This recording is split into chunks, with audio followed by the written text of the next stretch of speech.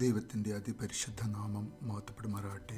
നമ്മളിന്ന് വായിക്കുന്നത് ലൂക്കോസിൻ്റെ സുവിശേഷം 19-ാം അധ്യായം 47-48 വാക്യങ്ങൾ. അവൻ ദിവസേന ദൈവാലയത്തിൽ ഉപദേശിച്ചു പോന്നു. എന്നാൽ മഹാപുരോഹിതന്മാരും ശാസ്ത്രിമാരും ജനത്തിൽ പ്രധാനികളായവരും അവനെ നശിപ്പിപ്പാൻ തക്കം നോക്കി. എങ്കിലും ജനമെല്ലാം അവൻ്റെ വചനം കേട്ട് രഞ്ജിച്ചിരിക്കയാൽ എന്ത് ചെയ്യേണ്ടു എന്ന് അവർ അറിഞ്ഞില്ല. ദൈവമേ, സ്തുതി നിനക്ക് യോഗ്യമാവുന്നു. ബാറയ്ക്കുമോ.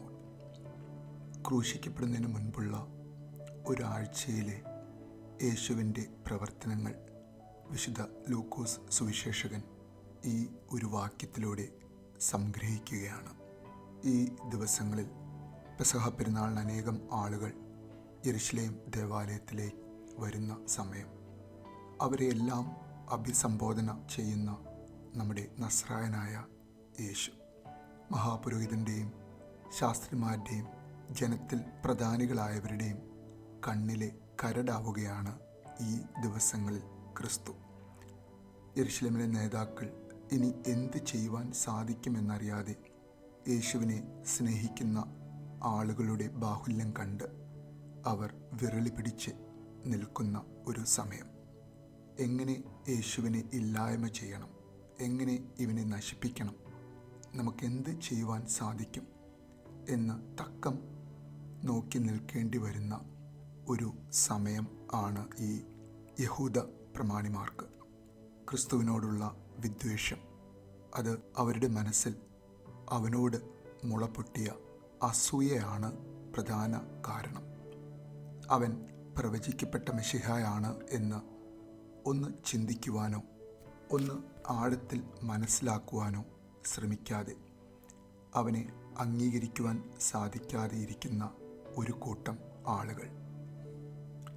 അവരുടെ ഹൃദയം അവനിലുള്ള അസൂയ മൂലം എങ്ങനെയെങ്കിലും അവനെ നശിപ്പിക്കണം എന്ന് ഗൂഢാലോചന നടത്തുന്ന ഒരു അവസ്ഥയിലേക്ക് അവരെ കൊണ്ട് എത്തിക്കുകയാണ്.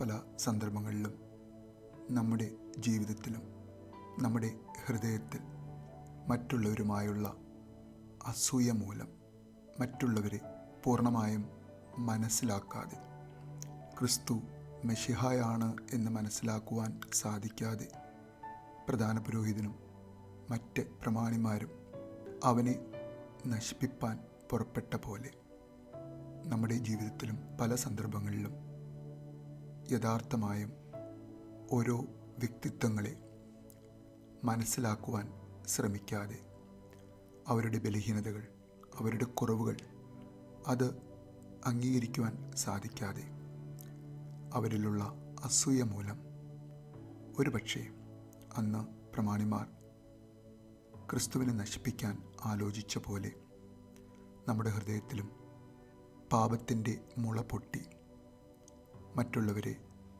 വേദനിപ്പിക്കുന്ന, മറ്റുള്ളവരെ പ്രയാസപ്പെടുത്തുന്ന, മറ്റുള്ളവരെ നശിപ്പിക്കുവാൻ ചിന്തിക്കുന്ന ഒരു ഹൃദയവുമായാണോ ഞാൻ ജീവിക്കുന്നത് എന്ന് ഞാൻ സ്വയം ചിന്തിക്കേണ്ടിയിരിക്കുന്നു. കർത്താവേ, നിന്നെ നശിപ്പിക്കുവാൻ നോക്കിയ ആ ജനത്തിൻ്റെ കൂടെ ഒരിക്കലും ഞാൻ ഉണ്ടാകാതിരിക്കുവാൻ എന്നെ നീ കാത്തുകൊള്ളണമേ.